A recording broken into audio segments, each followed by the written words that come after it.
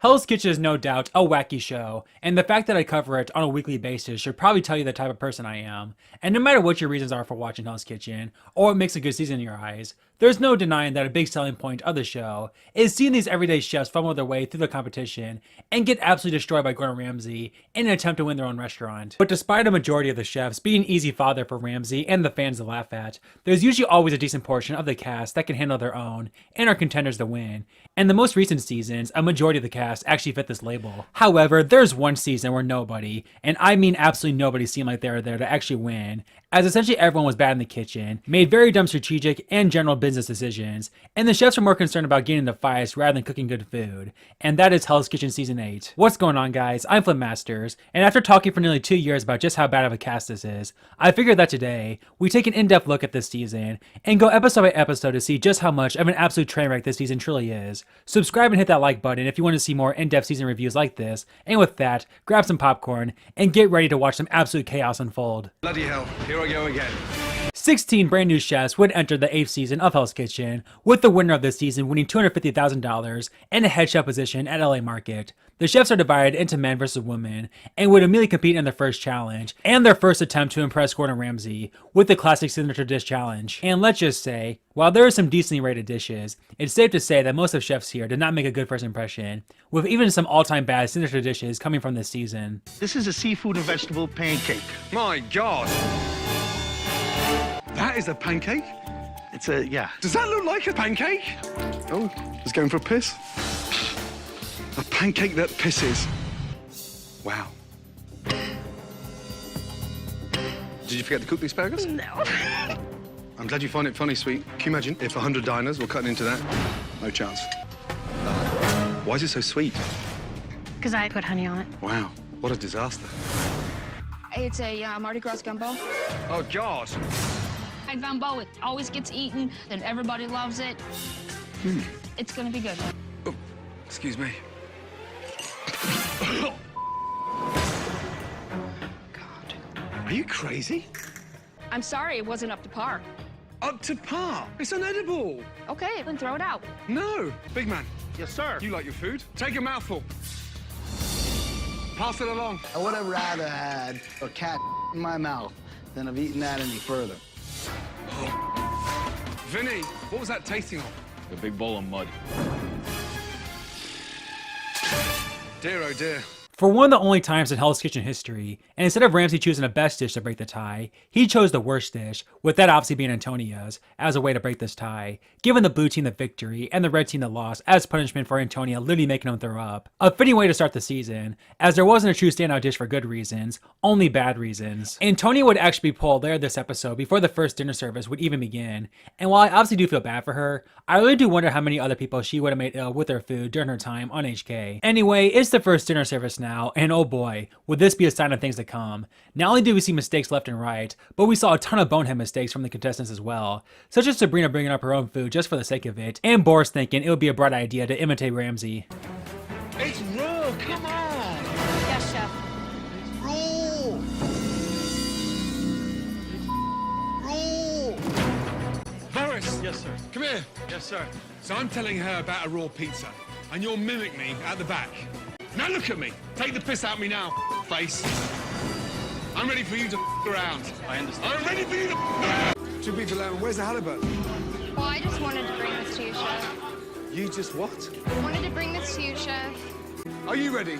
No, Chef. I told her not to bring the beef up because everything has to come up at the pass together so that we can send out the whole entire table. Why are you throwing them under the bus? I'm not, Chef. So what the is this doing here? I'm sorry, Chef. I cooked it for you, Chef. I don't know. What can I do with it?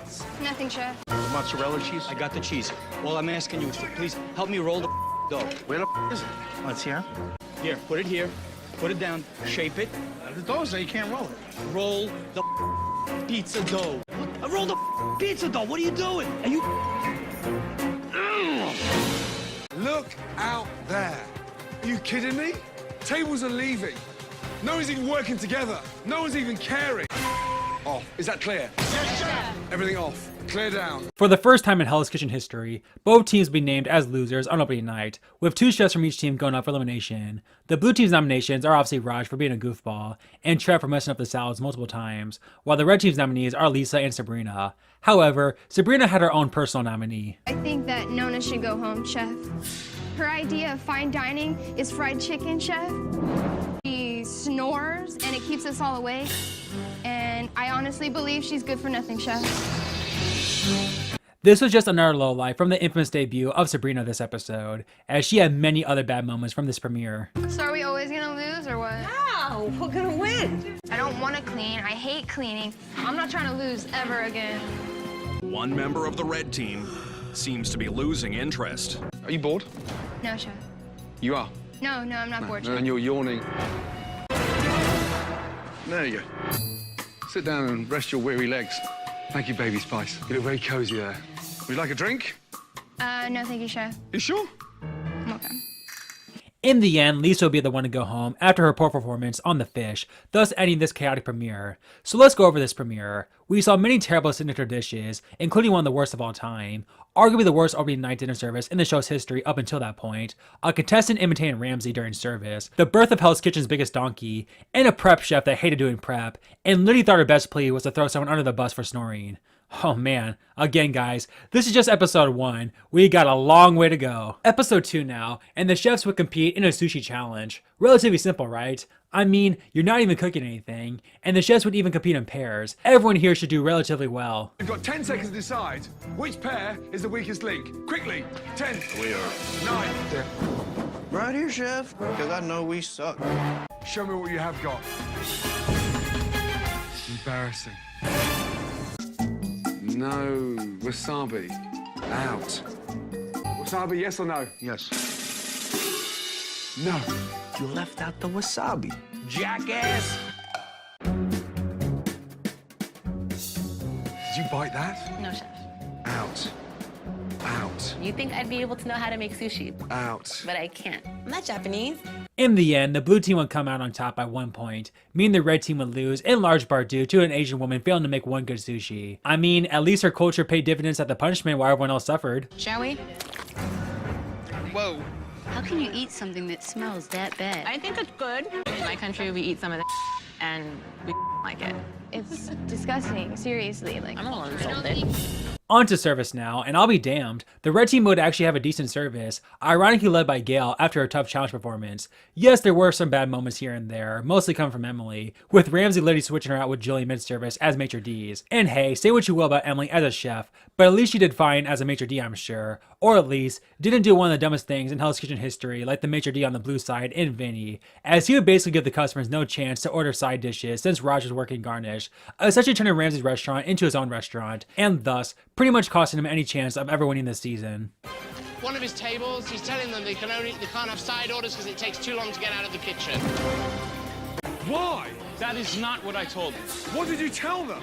Exactly what I told them was this. I'm telling you the truth. The sides are delicious, but it's going to take a lot longer if you want sides, so... Vinny here is telling the customers not to order sides. Come here. Did you tell him not to order sides? Look, I got all the sides ready. I'm waiting for them to... So why is he not taking the orders? I have no idea. The truth is, I have no faith that he's going to be able to get the sides out. You do not decide what goes out of this kitchen. I don't know. Get out! Yes, chef. Get out, you! This would be one of just many lowlights on the blue team that night, as Raj and Curtis would quickly get kicked out after Vinny, with the entire blue team eventually getting kicked out soon after. And let's just say, absolute chaos would unfold afterwards, and arguably one of the craziest fight scenes in Hell's Kitchen history. Yes, Trev, who I guess must have felt bad for making fun of Curtis during service after he literally struggled just as bad as him during the reward challenge, so he attempted to save him to ensure Raj's elimination by nominating Boris instead. Or maybe Trev decided to go away from the team's nominations because Boris pushed him out of the way a bit. Surely it has to be the former, right? Right? In the end, it wouldn't matter, as Ramsay would overrule the nominees and eliminate Curtis. And say what you will about this decision, but I bet Curtis still has PTSD from Sushi to this day. Curtis might have been a good old boy, but unfortunately, he wasn't good at cooking. On to episode 3 now. When people think of season 8 and just how much of a train wreck season it is, they often point their finger to one man, with that man of course being the legendary Raj. And while he's been an absolute train wreck meme thus far, episode 3 is where he would completely go off the charts, with pretty much the entire episode revolving around him being a complete donkey. There's other things to take away from this episode, but honestly, I feel it's best to highlight all of Raj's moments from this all-time iconic episode.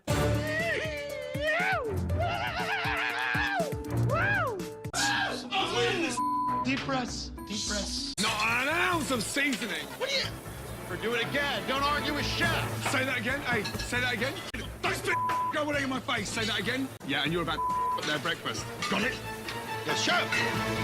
I try to make some sense out of this intense chaos. Yeah, cool off somehow. I tried to clear my head by sticking my head in the refrigerator. Raj, move your fat ass. What the have you done so far? You dilly-dally at pastry section. Shut up! You cooked Shut don't even up! work. Shut up! Shut the up! What? All you guys are a bunch of snakes! You snake! Yeah. I see all this food, and it looks delicious, so I just, ate it. Look at his eating, look. Haven't you got enough in there? But that's so good. It's really a waste. Wow. Just a quick little bite. It's really tasty. Oh dear. Raj! What's that? No sauce, bro. Get out there and tell them you're dragging 2. And you go to the customers and tell them you it up. Get out there! I can't put this Hey. in. I can't. I sorry, sir. Hey, listen. Off out there, will you? I can't. Put it down and get out there! Raj. You, big boy, are out of your league. Big time. There's the door there, big boy. All Raj wanted to do was put his head in the freezer. And that's why his stay in Hell's Kitchen was a short one. Episode 4 now, the first episode without Raj, so theoretically, this season shouldn't be as chaotic and meme-worthy now, right? I mean, for heaven's sake, Trev, who was Raj's biggest enemy in the previous episode, would win reward for the blue team. Surely he'll be in the best of moods today. I didn't want to be 1. I didn't want to be 6th. I just want to be part of the team. Stop thinking the moment. You're being a Debbie Downer.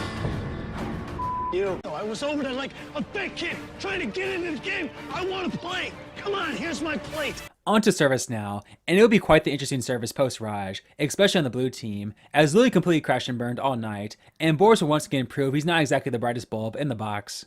Boris decides that this might be a good time to clean up. This is a kitchen. I'm trying to run a restaurant. Yes, Come here, you. Get down there. Off with you, yeah? Do it full time. Get on there. What a muppet. While the red team will once again have a lot of problems, they would actually finish service and go over and help the blue team. And every other occurrence this has happened in Hell's Kitchen history. Not only would the teams come together to finish service, but the red team would obviously win service. However, the 12 chefs working together would be so chaotic that Ramsay would instead end up kicking everyone out and naming both teams as losers. Seriously, you cannot script this stuff. All of you, just stop. You make yourselves look so stupid. Do me one big favor. Get out. Get out. But hold on, things don't stop there, as after the blue team would have an all-time post-service outrage 2 episodes prior, the red team would put on quite the encore performance, led by Sabrina's most infamous villainous moment during her HK run. Put me up! Put me up! I don't give a Put me up! Put me up! Yeah, you deserve to up! You're an executive chef! You ain't done better than me at all! At all! I totally lost respect for all of them. I'm gonna make their lives literally hell. In the end, Lou would be the one to go home after his train wreck night, a forgotten about chef this season, but nonetheless, still an awful one. Episode 5 now, and this episode will begin with the chefs having to make dishes for Beverly Hill high schoolers in preparation for their prom. The blue team would have such a bad performance that for the first time in Hell's Kitchen history, a team would be shut out at the reward challenge. How was that? It's very dry. I do agree with the dryness of the halibut. What? You've got me. I eat a lot of sushi, and I feel like the tuna's a little burnt. Burnt. That girl's an idiot. I do agree there's absolutely no flavor going on with that. And Toe, he's a moron. Emily's pot stickers I'd like to keep this. Amazing. completely blow them away. And the women have the first ever shutout in Hell's Kitchen history. See, this teamwork is exactly what helps in the kitchen, right? Like teamwork in the kitchen. Don't talk about the kitchen, because you guys don't know about the kitchen. How about you not give us attitude? I'm not here to play. Those little kids, they're pushing me to the limit. I'm doing this for a career, so step off. Wait, watch your language. Watch my language. I'm a grown-ass man. Now, I get it, high schoolers are a pain, and you might have to put an asterisk mark next to this historical loss, but nonetheless, the way the Blue Team members, specifically Russell, whose douchebaggery would officially begin this episode, attack these kids is simply unacceptable and pathetic behavior from grown men. However, in fairness to Russell, he would lead the Blue Team to victory during dinner service, and something to keep in mind going forward, he and Jillian on the red side were really the only chefs this season who had shown to be decent, and far and away the frontrunners of the season. On the red side though, holy smokes was it a bad service. Emily continued to just completely suck at everything involving food. Another contestant pulled a no-no, as Nona interrupted Ramsey during a tirade. Gail continued to be bipolar in terms of skills shown, and Melissa would single-handedly screw over the entire kitchen as she overcooked 23 freaking fillets. 1, 2, 3, 4, 5, 6. Oh my God. 7, 8, 9, 10, 14, 15, 16. Oh, hell no. 17, 18, 19, 20, 20. There's 23 on board, Chef. So what? Why are you cooking them now? Sabrina, of all people, would finally have her shining moment, winning the best of the worst, and she actually gave some good nominees this time, as she nominated the weakest links of service and throughout the season in Melissa and Emily, with Emily getting the boot, which should just go to show how bad she had been, that she went home despite Melissa single-handedly backing up dinner service. After sleeping on it, Ramsey realized he probably made no mistake in keeping Melissa around, and thus eliminated her the next morning. Or at least he should have in hindsight. Melissa, give me your jacket. Yes, Chef. You're in the Blue Team. Oh my God. So relieved. We would also see Trev move to the red team, which is also pretty funny in hindsight, as it was clear there are simply so many better options from the blue team to switch. Nonetheless, after the blue team won reward, we would head into dinner service, yet another chaotic one. Sabrina, who had just had a stand-up performance in the previous episode, would have a terrible night on garnish, making yet another bonehead mistake when she thought the meat station was responsible for cooking gnocchi. We also saw Nona have her worst performance yet, as she failed on the fish station, while on the blue side, Boris would get kicked out of the kitchen after a miserable night, and Melissa would unbelievably back up service for the second time in a row. Chicken garnish. Hey, are you stupid? Touch that one then. Touch that one. Now put it in the palm of your hand, you'll see how wet it is. Boris! Get out. Get out. Sabrina, have we forgotten it? No, Meat's been doing it, Chef. Meat's been doing it. Since when has the meat section been cooking the gnocchi?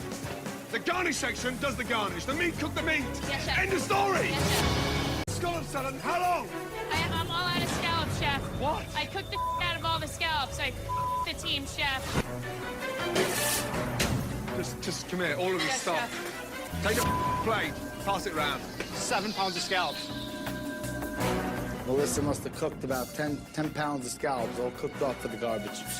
Despite both teams finishing service in the end, this was clearly another service where there was no winning team, the third time thus far out of 6, with each team nominating only one chef for some reason this time, despite there being clearly 2 obvious ones from each team. Seriously, I think even Ramsey was losing his brain cells by this point in the season. The nominees would be Boris and Sabrina, but Ramsey would also call up Nona and Melissa, and in the end, despite Boris literally being the only chef to get kicked out of the kitchen, Ramsey could simply not overlook Melissa single-handedly backing up 2 straight dinner services, as she would be the 6th boot of the season.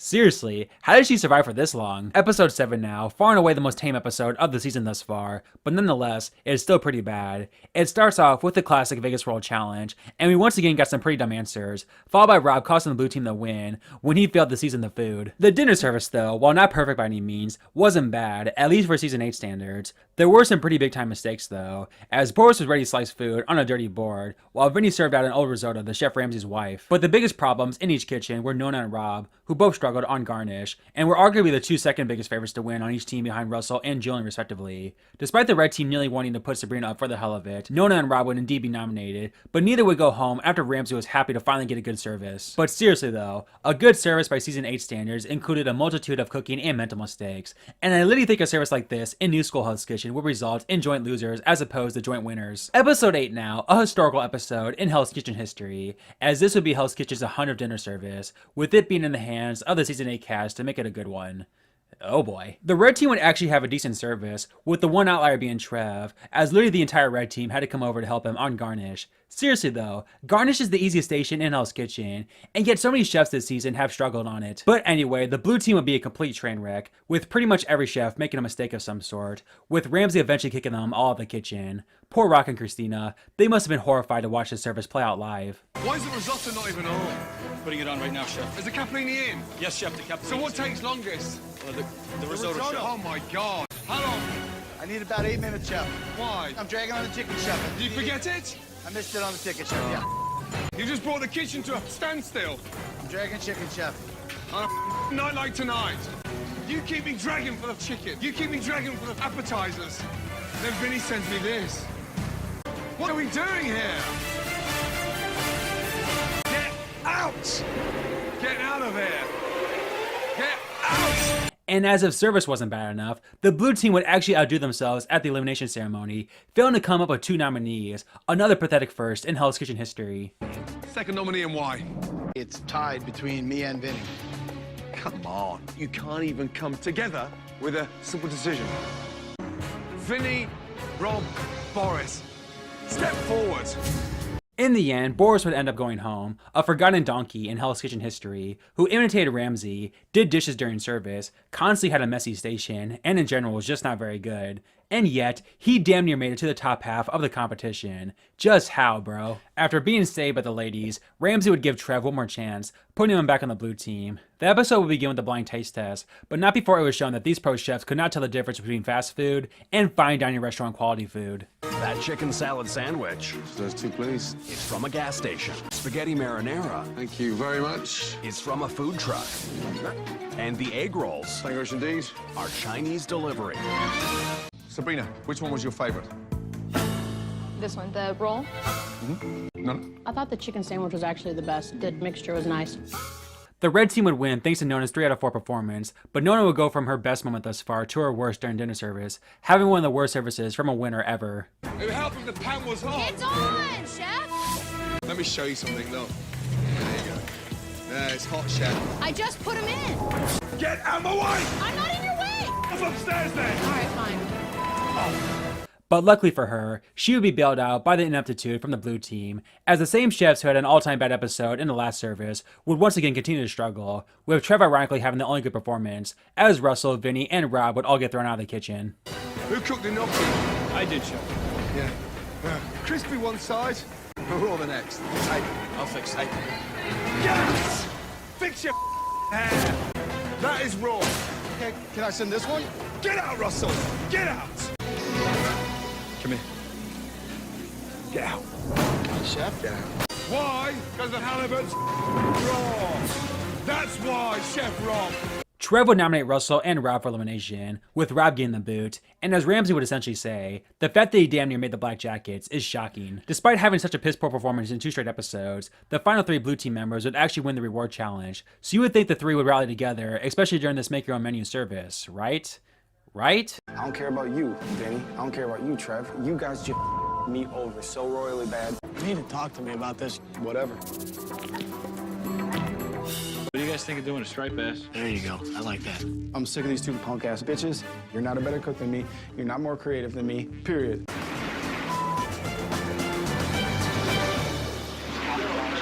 These are running their mouth. Trev's wasted, and Vinny's, half in the bag, too, and I'm gonna smoke you guys. Let get all pissed off. I really don't care. It's funny. What are you doing up? This would be the biggest service of the season thus far, as the final 7 were competing for Black Jackets, but despite this, we would see another trainwreck service, as almost everyone made a mistake of some sort, with Vinny having the worst night in the blue kitchen, while Gail would have one of the worst services in Hell's Kitchen history, failing to produce one good lobster dish after 7 freaking attempts. I'm still not ready. Unbelievable. Vinny! Are you kidding me? With a man like that, with his reputation, are you serious? It's still walking, look at it! Hold on, hey, it gets worse. Touch that. It's raw. Every lobster you've sent me tonight has been undercooked, overcooked. Now it's raw. Look at me. Get out! Yes, chef. Get out! No team was named the winner, and thus, Ramsay instead had each chef nominate one person for elimination. And who was the person who got the most amount of votes? Well, Trev, of course, because the girls simply didn't like him. Brilliant strategy. I'm sure Ramsay will understand. And put this one on. Congratulations. Thanks, You're in the final 6. You may not be liked, but you got the jacket. And straight. In the end, it would come down to Vinny and Gail for the final black jacket, and despite Gail clearly having the worst performance of the night, and arguably worse than Vinny overall, I truly think Vinny's maitre d' mistake going all the way back to episode 2 cost him a black jacket, as Gail would absolutely fall into a black jacket. So it's the black jackets now, which included 2 decent chefs with one of them having a horrific attitude, a 22-year-old prep chef who was pretty awful all season, and showed her inexperience multiple times along with causing multiple fights, a chef who could have been gone a long time ago, and the 2 other chefs are 2 of the worst black jacket chefs of all time. Top tier talent here, folks. But hey, maybe they'll prove me wrong and come together for a strong first black jacket dinner service. Oh dear. Trev, so pasta's overcooked and it's stewed. Disgusting. Let's do spaghetti. 4. 4 minutes. That pasta's gonna cook in 4 minutes, Trev. There's pasta in the back. Stop yelling. Sabrina, come here, you. Look. Look, hey, come here. I can see it's not dressed. Now it's even a salad. Oh no. Gail? Yes, chef. That's what I got to pass. Stuck to the pan. Yeah. Ribeyes? Oh, come on. It's raw in the center. Russell, stop. I can't take any more. Get out! Yeah, that's right. Get out! Get out! Yeah, right away we would see just how bad of a black jacket brigade the season truly produced, as literally everyone in the kitchen made a mistake of some sort, there was constant bickering, and I still think this will always be the worst black jacket service of all time. On the bright side, we would finally lose Sabrina, and while I do respect her underdog run, how did she make it to the black jackets? Okay, so maybe it was just the black jacket nerves, the chefs working together for the first time, now Sabrina's gone, all that good stuff. Surely the second black jacket service won't be as bad, right? Pasta's raw. Marines, overcooked scallops, and crunchy spaghetti. What are we doing here? Come on! Chef Ramsay expects a quality service from the final 5. Go. So Go. far tonight, all they've delivered is frustration. Hard, undercooked, and stone cold. 3 beef. Oh, hold on, hey, just put your finger on that. I'm done. Standing here with a bunch of idiots. Good luck, superstars. Gillian. Yes, chef. Come in. You just give me that. Gillian just took that out of the oven and gave it to me. Gail. Yes, chef. Come here. Raw salmon. Get out. Straight away. Get out. Well, on the bright side, the service indeed wasn't as bad as the first black jacket service, but that's like saying you're glad you're a Rockies fan as opposed to an A's fan. Gail would go home with Ramsay making another bizarre comment, saying he thought she would go a lot farther. Ramsay, she was really inconsistent all season. It would be a mid-season boot on any other season. It's the penultimate episode now, and the final 4 would all take turns running the pass. Going into the service, Julian and Russell were still the clear favorites for the final 2, while Trev and Nona would have to put on the performance of their lives to even have a chance. Trev would have an abysmal run as he failed to earn the respect from others, with Russell standing out as the best leader, with Nona and Jillian both having their ups and downs, with Nona and Millie being the better leader. But nonetheless, Jillian had been far more consistent than Nona all season, and Nona's performance wasn't that much of a standout to warrant a final 2 spot over Jillian. And after Trev was eliminated, it seemed like we were indeed going to see the season end on a strong note, as the fan favorite Jillian would take down the bully and hated Russell. Wait, that's not what happened? Nona. Well done. Good job, Nona. So proud of you. Win. You understand? I win. While Jillian would not exactly be a top tier winner, this was simply her season, as she was one of the only good chefs this season along with Russell, and was clearly more liked by the fan base, and would have been a good representation of the season. But then again, I guess it would be only fitting that this season would either produce an absolute awful human being winning his own restaurant, or we would get arguably the least talented winner ever. But despite being a douchebag, Russell is clearly miles ahead of Nona, and as long as he puts on a decent performance, or I don't know, not having the worst leadership performance in Hell's Kitchen history and mismanaging the kitchen, and basically getting physical with his teammates, he'll win $250,000 and be the head chef of LA Market. Surely not even Russell can screw this up. Russell's whole goal was to push everything out really fast. He's expecting miracles. Russell, are you sending a 4 and a 3 at the same time? Yes, chef. And in the history of Hell's Kitchen, I've never sent a 4 and a 3 at the same time. Unfortunately, some of it is being rapidly returned. Table 11, he said it's too rap. Russell, you cannot do that. Don't just stand there and look around. Come on. I got it, man. It's right here. Where are you going? Hey, dude, I'm come trying over to here, get cook, so he can't do it. Come on. No, this is my day. Get over here, Jillian. I'm nervous. This is not a good situation at all. Step back. Step back. Hey. Don't touch me. Don't touch me. Don't touch me. Yes, due to this unacceptable leadership performance, Ramsay would literally have no other choice but to crown Nona the winner of Hell's Kitchen Season 8, and will likely always remain the worst winner of all time. So let's just go over how much of a train wreck this season is one more time. Again, it's the least talented season ever, with there legit not being one good service all season, as again, the joint win service is really pushing it, with the worst spot jacket service and brigade to boot. We saw some of the biggest mistakes in Hell's Kitchen history happen, and just ridiculous and stupid moments in general, along with some of the biggest douchebags of all time, with one of those douchebags' attitudes single-handedly costing him the win, giving us a winner who was inconsistent all season, and basically fell into the win. And as the cherry on top, this is the season that gave us Raj, arguably the biggest donkey in reality TV history. How Ramsay didn't quit the show after this season is beyond me. So there you have it, guys. Hell's Kitchen Season 8, the season that nobody wanted to win. Dude, I feel like I've lost brain cells going through this season. If you enjoyed it, please be sure to subscribe and like to help me make up for the pain I had to go through in making this video. And let me know if you'd like to see videos like this in the future. With all that said, take care everyone, and I'll see you next time. Get out of there.